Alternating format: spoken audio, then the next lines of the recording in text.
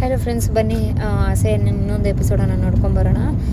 ಈ ಕಡೆ ಶಾಂತಿ ಯಾರು ಅಡುಗೆ ಮಾಡ್ತಾಯಿದ್ದಾರೆ ಅಂದಾಗ ಮೀನಾ ಅಡುಗೆ ಮಾಡ್ತಾಯಿದ್ದಾರೆ ಅಂಥೇಳಿ ಸೂರ್ಯ ಅಂತಾರೆ. ಅದಕ್ಕೆ ಮೀನಾ ಯಾಕೆ ಅಡುಗೆ ಮಾಡಬೇಕು, ಯಾವಾಗಲೂ ನಾನಲ್ಲ ಮಾಡ್ತಾಯಿದ್ದಿದ್ದು ಅಂಥೇಳಿ ಅಂದಾಗ ಈ ಕಡೆ ರಂಗನಾಥ್, ಹೌದು ನಿನಗೆ ಹುಷಾರಿಲ್ಲ ಅಂಥೇಳಿ ಮೀನಾ ಮಾಡ್ತಾಯಿದ್ದಾಳೆ ಅಡುಗೆ, ಇಷ್ಟು ದಿನ ನೀನೇ ಮಾಡ್ತಾಯಿದ್ದೆ ಅಂಥೇಳಿ ರಂಗನಾಥ್ ಅಂತಾನೆ.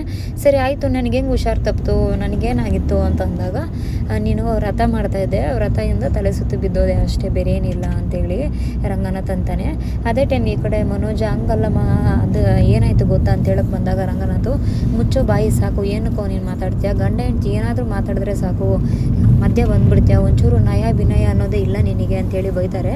ಅದೇ ಟೈಮ್ ಈ ಕಡೆ ಶಾಂತಿನೂ ಸಹ, ಹೌದು ಗಂಡ ಹೆಂಡ್ತಿ ಮಾತಾಡೋಕ್ಕೆ ಒಂದು 2 ನಿಮಿಷನೂ ಟೈಮ್ ಕೊಡಲ್ಲ, ಹಾಗೆ ಮಾತಾಡೋಕ್ಕೆ ಬರ್ತೀಯಲ್ಲ ನೀನು, ನಿನಗೇನು ಬುದ್ಧಿ ಇಲ್ವಾ ಅಂತೇಳಿ ಈ ಕಡೆ ಶಾಂತಿನೂ ಸಹ ಮನೋಜನ ಬೈಯೋಕ್ಕೆ ಸ್ಟಾರ್ಟ್ ಮಾಡ್ತಾರೆ. ಅದಕ್ಕೆ ಮನೋಜ, ಅಮ್ಮ ನಾನಮ್ಮ 5 ಡಿಗ್ರಿ ಮನೋಜ, ಯಾಕಮ್ಮ ನೀನು ಹಿಂಗೆಲ್ಲ ಮಾತಾಡ್ತಾ ಇದೆಯಾ ಅಂತೇಳಿ ಮನೋಜ ಶಾಂತಿನ ಕೇಳಿದಾಗ, ಮುಚ್ಚೋ ಬಾಯಿ ಸಾಕು, 5 ಡಿಗ್ರಿ ಅಂತ 5 ಡಿಗ್ರಿ ಎತ್ತೆ ಮುಖಕ್ಕೆ ಹಾಕ್ಬಿಡ್ತೀನಿ, ಏನು ಒಳ್ಳೆ ಹಂದಿ ಬೆಳೆಸ್ಕೊಂಡಂಗೆ ಬೆಳೆಸ್ಕೊಂಡಿದ್ಯಾ ಮೈನ ಅಷ್ಟೇ, ನಿನಗೇನು ಅಷ್ಟು ಮಾತ್ರ ಗೊತ್ತಾಗೋದಿಲ್ಲ, ಅಲ್ಲ ನನ್ನ ಸೊಸೆ ಮೇಲೆ ಕೈ ಮಾಡೋಕ್ಕೆ ಬಂದಿದ್ಯಾ, ನಿನಗೆ ಎಷ್ಟು ಧೈರ್ಯ ಇರಬೇಡ, ಮೊದಲು ನನ್ನ ಸೊಸೆಗೆ ಸಾರಿ ಕೇಳು ನೀನು ಅಂತೇಳಿ ಅಂತಾರೆ. ಅದಕ್ಕೆ ಈ ಕಡೆ ನಾನು ಸಾರಿ ಕೇಳಬೇಕಂತೇಳಿ ಮನೋಜ ಅಂದಾಗ, ಹೌದು ರೋಹಿಣಿ, ಇವಾಗಾದರೂ ನಿನ್ನ ಹೆಂಡ್ತಿಗೆ ಹೇಳು ಸಾರಿ ಕೇಳೋದಕ್ಕೆ, ನಿನ್ನ ಗಂಡನಿಗೆ ಹೇಳು ಸಾರಿ ಕೇಳೋದಕ್ಕೆ ಅಂತೇಳಿ ಈ ಕಡೆ ಅಂತಾರೆ. ಈ ಕಡೆ ರೋಹಿಣಿ, ಮನೋಜ್ ಹೋಗ್ಲಿ ಸಾರಿ ಕೇಳಿಬಿಡಿ ಮನೋಜ್ ಅಂದಾಗ, ನಾನು ಯಾಕೆ ಸಾರಿ ಕೇಳಲಿ, ಏನಾಗಿದೆ ಅಮ್ಮಗೆ, ದೆವ್ವ ಏನಾದ್ರು ಮೆಟ್ಕೊಂಡಿದ್ದೆ ಅಂತೇಳಿ ಮನೋಜ ಅಂತಾನೆ. ಅದಕ್ಕೆ ಈ ಕಡೆ ರೋಹಿಣಿ ಬೈತಾಳೆ, ಮನೋಜ್ ಹಂಗೆಲ್ಲ ಮಾತಾಡಬಾರ್ದು, ಅತ್ತೆ ದೇವ್ರ ಸಮಾನ ಅಂತಂದಾಗ, ಇವಾಗ ಜ್ಞಾನೋದಯ ಆಯಿತಾ ನಿನಗೆ ಅಂತೇಳಿ ಶಾಂತಿ ರೋಹಿಣಿನ ಬೈಯೋಕ್ಕೆ ಸ್ಟಾರ್ಟ್ ಮಾಡ್ತಾಳೆ. ಸರಿ ಮೀನಮ್ಮ ಸಾರಿ ಅಂತ ಹೇಳಿ ಈ ಕಡೆ ರೂಮಿಗೆ ಮನೋಜ ಹೋಗ್ಬಿಡ್ತಾನೆ. ಈ ಕಡೆ ರೋಹಿಣಿನೂ ಸಹ ಮನೋಜ ಹಿಂದೆನೇ ಹೋಗ್ತಾರೆ. ಮನೋಜಕ್ಕೆ ರೋಹಿಣಿಗೆ ಏನಾಗ್ತಿದೆ ಅನ್ನೋದೇ ಗೊತ್ತಾಗೋದಿಲ್ಲ, ಏನಾಗ್ತಾ ಇದೆ, ಯಾಕೆ ಅತ್ತೆ ಇಷ್ಟೊಂದು ಬದಲಾಗ್ಬಿಟ್ಟಿದ್ದಾರೆ ಅನ್ನೋ ಒಂದು ಆಶ್ಚರ್ಯದಲ್ಲಿ ಇವರಿಬ್ಬರು ಸಹ ಇರ್ತಾರೆ. ಈ ಕಡೆ ಮನೋಜ ಬಂದ್ಬಿಟ್ಟು ರೂಮಲ್ಲಿ ಒಬ್ಬನೇ ಅಳ್ತಾ ಇರ್ತಾನೆ. ಮನೋಜಿಂದನೇ ರೋಹಿಣಿ ಬಂದು ನಿಂತ್ಕೊಂಡಿರ್ತಾಳೆ. ಯಾಕೆ ಮನೋಜ್ ಹೇಳ್ತಿದ್ದೀರಾ, ಪ್ಲೀಸ್ ಮನೋಜ್ ದಯವಿಟ್ಟು ಅಳಬೇಡಿ ಅಂದರೆ, ಪ್ರಪಂಚದಲ್ಲಿ ನನಗೆ ಅಂತ ಇದ್ದಿದ್ದು ನಮ್ಮಮ್ಮ ಮಾತ್ರ, ಏನಕ್ಕಮ್ಮ ಈ ಥರ ಆಡ್ತಾ ಇದ್ದಾರೆ, ಏನೋ ಆಗ್ಬಿಟ್ಟಿದೆ ಅಮ್ಮಗೆ ಅಂತೇಳಿ ಈ ಕಡೆ ಮನೋಜ ಅಂತಾನೆ.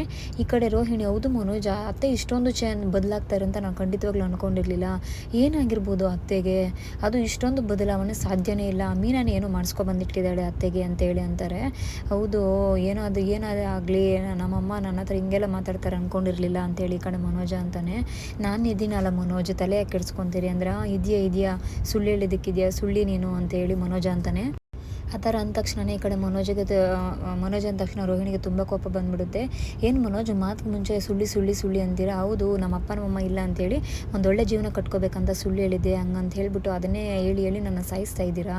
ಈ ಕಡೆ ನನ್ನ ಕಡೆನೂ ಹೆಲ್ಪ್ ಮಾಡಲ್ಲ, ಹೆಂಡ್ತಿ ಅಂತ ಒಂಚೂರು ಪ್ರೀತಿನೂ ತೋರಿಸಲ್ಲ, ಈ ಕಡೆ ಅತ್ತೆಗೆ ಎದುರು ಮಾತು ಮಾತಾಡಲ್ಲ, ಏನೂ ಇಲ್ಲ, ಮತ್ತು ನೋಡ್ರೆ ನನ್ನ ಬಗ್ಗೆ ಹಿಂಗೆಲ್ಲ ಮಾತಾಡ್ತೀರಾ, ನನ್ನ ಮದುವೆಯಾಗಿ ಬಂದ ಮೇಲೆಯಿಂದ ನಿಮಗೇನೇನು ತೊಂದರೆ ಆಗಿದೆ ಅಂತ ಹೇಳಿ ಅಂತೇಳಿ ಈ ಕಡೆ ಕೇಳ್ತಾಳೆ. ಅದಕ್ಕೆ ಮನೋಜ್ ಎದ್ಕೊಂಡು, ನಾನೇ ನಮ್ಮಮ್ಮ ಹೊಡೆದಿದ್ದಾರೆ ಅನ್ನೋ ನೋವಲ್ಲಿದ್ದೀನಿ, ಅದರಲ್ಲಿ ನೀನು ಬೇರೆ ನಾನು ಹಿಂಗೆಲ್ಲ ಮಾತಾಡ್ತಾ ಇದೆಯಾ, ಇದು ಸರಿನಾ ಅಂತೇಳಿ ನಿನಗೆ ಮನೋಜ ಕೇಳಿದಾಗ, ಸಾರಿ ಮನೋಜ್, ನೀವು ಸುಳ್ಳಿ ಅಂದ ತಕ್ಷಣ ತುಂಬಾ ಕೋಪ ಬಂದುಬಿಡ್ತು, ಏನೂ ಆಗೋದಿಲ್ಲ ತಲೆ ಕೆಡಿಸ್ಕೊಬಿಡ್ರಿ ಅಂದಾಗ, ಶೋರೂಮು ನನ್ನ ಹೆಸರಲ್ಲಿಲ್ಲ ನಿನ್ನ ಹೆಸರಲ್ಲಿದೆ, ಇಲ್ಲಾಂದರೆ ಬರ್ಕೊಟ್ಬಿಟ್ಟು ಬಿಲ್ಡಿಂಗಿಂದ ಹೋಗಿ ಹಾರ್ಬಿಡ್ತಾ ಇದ್ದೆ ಅಂತಾರೆ.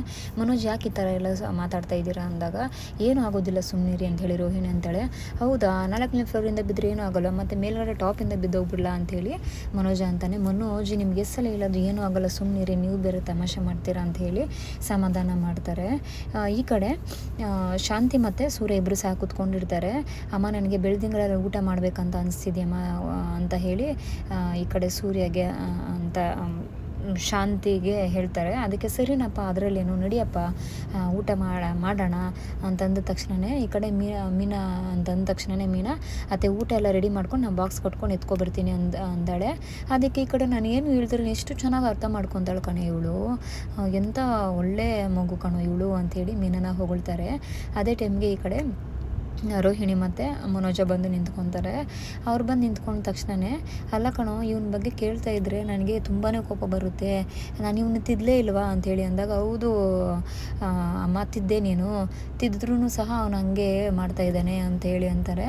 ಹೌದಾ, ಇವ್ರ ಹೆಂಡ್ತಿ ಅಂದಾಗ, ಅವನೇ ಒಂದು ಉದ್ದ ಆದರೆ ಇವಳು ಒಂದೊಂದು ಮಾರುದ್ದ, ಅವರೊಂದು ದಾರಿ ಆದರೆ ಇವರೊಂದು ದಾರಿ, ಇಬ್ಬರು ಸೇರಲ್ಲ ಸವ ಸೇರು ಅಮ್ಮ, ಇಬ್ಬರೂ ಒಂದೇ ತಕ್ಕಡಿನೇ ಅಂತಂದಾಗ, ನಾನು ಇವಳಿಗೆ ನನ್ನ ಮಗನ ಒಳ್ಳೆ ದಾರಿಲಿ ಕರ್ಕೊಂಡು ಹೋಗೋ ಅಂದರೆ ಇವಳೇ ಒಂದು ದಾರಿಲಿ ಕರ್ಕೊಂಡು ಹೋಗ್ತಾವಳ ಅಂತೇಳಿ ಬೈತಾರೆ. ಬೈದಿದ ತಕ್ಷಣ ಅವರಿಬ್ಬರು ಸಹ ರೂಮ್ಗೆ ಹೋಗ್ಬಿಡ್ತಾರೆ. ಈ ಕಡೆ ಶಾಂತಿ, ಸರಿ ಆಯಿತು ನಾವು ಊಟಕ್ಕೆ ಹೋಗೋಣ ನಡೀರಿ ಅಂತ ಹೇಳಿ ಊಟಕ್ಕೆಲ್ಲ ತಯಾರು ಮಾಡ್ಕೊಂಡಿರ್ತಾರೆ. ಈ ಕಡೆ ಮೀನಾ ಆಚೆಗಡೆ ಹೋಗಿ ಊಟಕ್ಕೆ ಎಲ್ಲ ರೆಡಿ ಮಾಡೋಣ ಅಂತೇಳಿ ಕಿಚನ್ಗೆ ಹೋಗಿರ್ತಾಳೆ. ರೋಹಿಣಿನ ನನಗೆ ಇದ್ರ ಬಗ್ಗೆ ಎಲ್ಲ ಕೆಲಸನೇ ಗೊತ್ತಿಲ್ಲ ಅತ್ತೆ ಅಂತ ಹೇಳಿ ಅಂದಾಗ, ಅದೇನು ನಿನಗೇನು ಕೆಲಸನೇ ಗೊತ್ತಿಲ್ಲ, ನೀನೇನು ಹೆಂಗ್ಸಲ್ವಾ, ಕೆಲಸ ಮಾಡೋದಕ್ಕೇನು ನಿನಗೆ, ಯಾವಾಗ ನೋಡು ಮೀನನೇ ಕೆಲಸ ಮಾಡೋಕೆ, ಮೀನು ಏನು ಮನೆ ಕೆಲಸದವಳ, ಹೋಗಿ ಫಸ್ಟು ಕೆಲಸ ಮಾಡೋಗೆ, ಅವಳಿಗೆ ಹೆಲ್ಪ್ ಮಾಡೋಗು ಅಂತೇಳಿ ಮೀನಾ ಜೊತೆಲಿ ರೋಹಿಣಿನೂ ಸಹ ಬೈದು ಕಿಚನ್ಗೆ ಕಳಿಸಿರ್ತಾರೆ. ರೋಹಿಣಿ ಕಿಚನ್ಗೆ ಬಂದು ಅವ್ರಿಗೆ ಹೆಲ್ಪ್ ಮಾಡೋ ನೆಪದಲ್ಲಿ ಅದೇ ಟೈಮ್ಗೆ ಏನು ಮಾಡಿದ್ದೀರಾ ಅತ್ತೆಗೆ, ನೀವೇನು ಮಾಡಿಸಿರೋದಕ್ಕೆ ಅತ್ತೆ ಈ ಥರ ಆಡ್ತಾ ಇರೋದು ಅಂತೇಳಿ ಮೀನಾನ ಕೇಳ್ತಾಳೆ. ಅದಕ್ಕೆ ಮೀನಾ, ನಾನೇನಕ್ಕೆ ಮಾಡಿಸ್ತೀನಿ, ಏನು ಗೊತ್ತು ನಿಮಗೆ ನನ್ನ ಬಗ್ಗೆ ಅಂದಾಗ, ನಂಗೆ ತುಂಬ ಚೆನ್ನಾಗಿ ಗೊತ್ತು ನಿಮ್ಮ ಬಗ್ಗೆ ಅಂತ ರೋಹಿಣಿ ಅಂತಾಳೆ. ನೀವೇನು ಮಾಡಿದ್ರೆ ಅತ್ತೆ ಹೆಂಗೆ ಇಷ್ಟೊಂದು ಚೇಂಜ್ ಆಗೋಕ್ಕೆ ಸಾಧ್ಯ ಅಂಥೇಳಿ ರೋಹಿಣಿ ಅಂತಾಳೆ. ಅದಕ್ಕೆ ಶ್ರುತಿ, ಪ್ಲೀಸ್ ಗೈಸ್ ಕಾಮ್ ಡೌನು, ಅತ್ತೆ ಈ ಥರ ಆಗಿರೋದ್ರಲ್ಲಿ ಏನು ತೊಂದರೆ ಏನಿಲ್ಲ ರೋಹಿಣಿಯವರೇ, ಅತ್ತೆ ಮೊದಲು ಯಾವ ಥರ ಇರಬೇಕಿತ್ತು ಅದೇ ರೀತಿ ಇದ್ದಾರೆ, ನಿಮ್ಗೆ ಆ ಥರ ಅನಿಸ್ತಾ ಇದೆ ಅಷ್ಟೇ.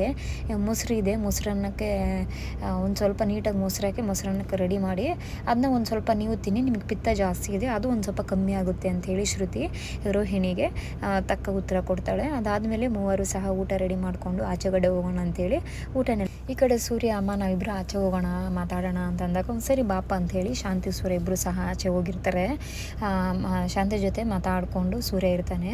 ಅಲ್ಲ ಕಣೋ ಮನೋಜ, ಯಾಕೆ ಆ ಥರ ಆಡ್ತಾ ಇದ್ದಾನೆ, ನನಗೆ ಯಾವ ಥರ ಬೆಳೆಸ್ದೆ, ಎಲ್ಲರನ್ನೂ ಒಂದೇ ಥರ ಅಲ್ವಾ ನೋಡಿದೆ ಅಂದಾಗ, ಇಲ್ಲಮ್ಮ ಅವನು ಕೆಟ್ಟವನಲ್ಲ, ನೀನು ಅವನಿಗೆ ತುಂಬ ಚೆನ್ನಾಗಿ ನೋಡ್ತಾ ಇದ್ದೆ, ಅವನಿಗೆ ಏನೇ ಮಾಡಿದ್ರು ಮೊದಲು ನನಗೇ ಬೇಕು ಅನ್ನೋಂಥ ಸ್ವಾರ್ಥ ಅಷ್ಟೇ, ಬೇರೆ ಏನು ಅವನ ಹತ್ರ ಕೆಟ್ಟ ಕೆಲಸ ಎಲ್ಲ ಏನೂ ಇಲ್ಲ, ಅವನು ಅಷ್ಟೊಂದು ಕೆಟ್ಟವನಲ್ಲ, ಏನೇ ಮಾಡಿದ್ರು ನನಗೆ ಮೊದಲು ಮಾಡಬೇಕು ನನ್ನ ತಾಯಿ ಅನ್ನೋದು ಅಷ್ಟೇ ಅವನ ಹತ್ರ ಅಂಥೇಳಿ ಅಂತಾನೆ. ಅದಕ್ಕೆ ಈ ಕಡೆ, ಹೌದು ಕಣೋ, ಅದೆಲ್ಲ ನನ್ನ ಮುದ್ದೆ ಅವನಿಗೆ ತುಂಬ ಜಾಸ್ತಿ ಆಗಿಬಿಟ್ಟಿದೆ, ಅವನಿಗೆ ತಕ್ಕ ಪಾಠ ಕಲಿಸ್ತೀನಿ ಅಂತ ಹೇಳ್ತಾಳೆ. ಈ ಕಡೆ ಶಾಂತಿ ಸೂರ್ಯ ಹೆಗ್ಲ ಮೇಲೆ ಈ ಥರ ಹೆಗ್ಲ ಮೇಲೆ ತಲೆ ಹಾಕ್ಕೊಂಡು ಮಾತಾಡ್ತಾಯಿದ್ರು. ಅಯ್ಯೋ ಅದು ಆ ಜಾಗದಲ್ಲಿ ನಾನಿರಬೇಕಾಗಿರೋದು, ಇವನಿದ್ದಾನೆ ಅಂತೇಳಿ ಬಡ್ಕೊತಾ ಇರ್ತಾನೆ.